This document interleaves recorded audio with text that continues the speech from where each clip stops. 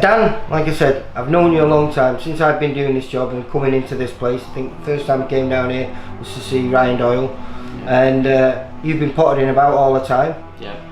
Boxed here as an amateur, won titles here as an amateur. Never really left this place, have you? No, it's been here a long time, been here over 20 years. Feels like home, feel at home when I'm here, and no plans on leaving this place. I think when they knock this place down, if I'm still about, they'll probably have to drag me out of the building, to be honest. I always say this place evokes great memories for me, because as an amateur myself, I used to absolutely cack myself when I had to fight someone from this place. Yeah. Because, you know, like I say, you know, it was the first place where the pros and the amateurs mixed together. Yeah. And there was, you know, it had a fearsome reputation, didn't it? It did. When I first come in, I think it was about 14, and it was quite an intimidating place back then. I remember coming in, and it was a sort of place, if one of the trainers, I was trained by Ozzy Maddox and Fred John, if any of those guys told you to do something, you just did it. And I remember being thrown in sparring against fully grown men. So I had these men like 23, 24, I was like 14, you couldn't say no. And I remember at the time thinking I was hard done by having to spar men, but it was kind of like I was thrown in the deep end, and it's the best thing for me personally.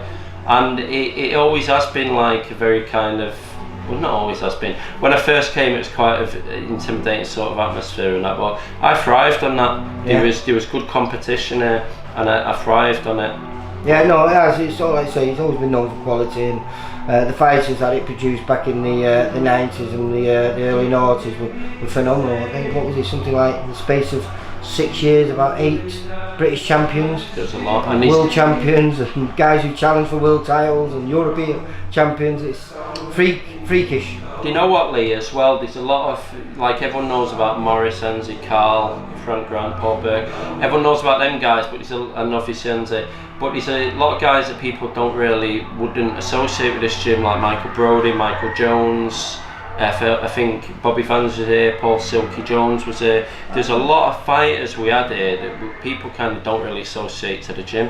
But with this gym, what I think's the best thing about this gym for me is not the guys that have won the titles, it's not the professionals, it's who it's helped in the local kind of community. Yeah. And even further afield in that, you look at our amateur class at night, the amount of people we get, sometimes we get like 30, 35 people in. Most of them will never fight, but this place is such kind of a positive influence on people's lives, and it does so much good. And even the people that come in, they come in to lose a bit of weight, or they come in and it helps them turn their life around.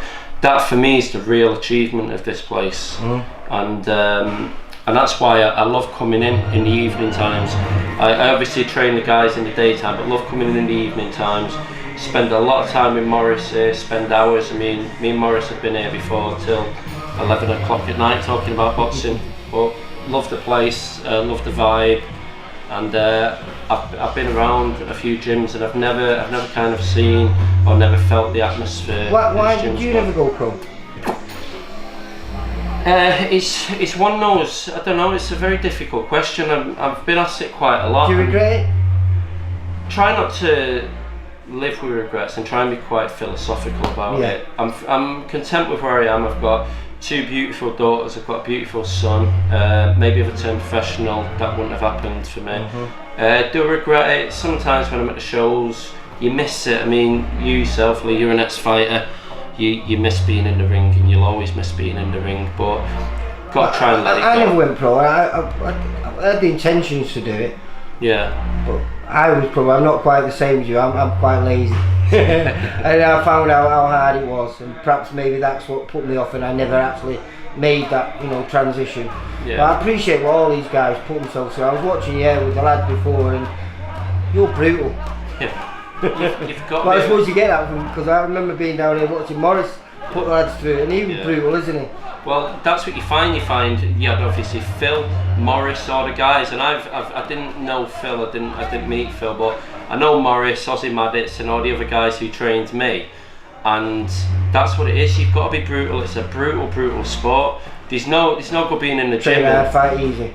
Yeah, train hard, fight easy. No good being in the gym with the guys and giving them a nice easy time, and then when they turn up fight night, doing a hell of a fight, and they've not got they've not done the training to kind of compete. Well, this is going to be great for you now, because with Haroon turning up here and bringing his heavyweight fights down here, there's a lot more fighters fighting. I mean, you worked a lot with Ben Sheedy, didn't you? Yeah. Sam Hyde.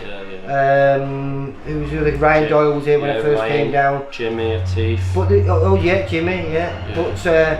But there was never really been a big group. It's more one at a time, maybe two at a time, wasn't it? Really, there was an overflow where there was three of them here, but then they all wandered all over the place. Now you've got maybe 5, 6 good lads, all in a similar weight bracket. Perhaps your weight bracket, because you were welterweight, weren't you? So maybe it's great for you, because you can relate to them and know what they need. What's good is if you can get a good group in the gym, you can build a real kind of competitive atmosphere. You see that with Joe down at Joe Gallagher's, what them guys done. You build a team, you build a group together, and it's a competitive nature. Plus Joe and was they push each other. A champs camp boy as well, wasn't he? He was. I mean, look at the photos. I think Joe first started training fighters when he was about 26 there, I think he was. He's very young. But there's been a lot of good trainers come through. I think Joe Pennington come through here as well. Yeah. So basically, who's like you said, this gym and Mosser and Collier's the main base for why Manchester is in the place that it is now, because all the coaches that are coaching now all stemmed. You can all got a direct link to either one of those gyms. I think you're right, and I think if you look at this gym and obviously Collier's and Moston, I think they probably share the same sort of values. Definitely. And I think that's the reason they've been about so long. This gym's been about a long time. Collier's has been around ages, and you've got like people like Morris is kind of the guy at this gym. He keeps everything together, and then you've got Pat over there. He does the same, and I think that's probably the reason. It's got that old school kind of feel to this gym, and it's probably got the old school feel over at Collier's. Do you think with this new bunch of lads that you've got here, there's a few of them that could go on to bring some glory days back to this place? I think so, absolutely. I think they've all got potential, and more important than the potential they've got, I think they've got the work ethic, and I think that's more important. They want to come to the gym, they want to work hard, they want to push themselves. Because I was surprised when Atif Shafiq turned up here, because he's a Sheffield-based boy. He's an Ingle boy, and he's come all the way down here. So I mean, obviously he must be doing something right here. That's a testament to Haroon and what Haroon's been doing, because when Atif came with Haroon, I didn't know him, but I mean, Atif's a good boy. He's a good fighter. You can see he's skillful. He knows boxing. He knows the game. He knows what the sacrifices and the hard work. And he's also a very good influence and role model for the other fighters in the gym. Do you think, because he's been a pro for, even though he's only young, he's only about 25, but he's quite he's been around a long time. I think he's been quite pro for about 7 years. And a great win last time out against Lee Appleyard, which I think was probably a little bit against the odds. But he's had 2 defeats on his record. One to a kid called Bro Caesar. Early on in his career, back in, I think him in a pro couple of years, and then he lost to a German lad who was on the show in Preston.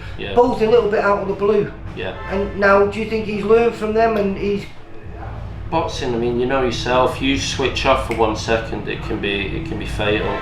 And the fight I saw the one where he got slapped in the first round. Yeah, that was the one in Preston, wasn't it? Yeah, I just think he started and he wasn't as sharp and as focused as he could be.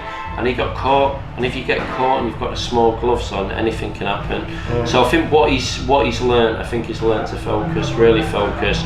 From the first bell, you've got to be on it. Especially with his sort of style where he relies on his reactions a bit, and he's got his hands low. If you've got a fighter and he keeps his hands up, early on you can take a couple on your hands and kind of feel your way into the fight. But for Atif there, because his hands down, his reactions, he's got to be on it. He's got to be warm before he goes into the ring, and he's got to be on it from the first. Well, you're going to have a busy March. You've got quite a few lads out from here, haven't you? Yeah, you've got Jake James, who I've just spoke to. He's one of our boys. He's got Khalid, who's out. Is he the week before? Is he? The Kieran Farrell show. Yeah, he is.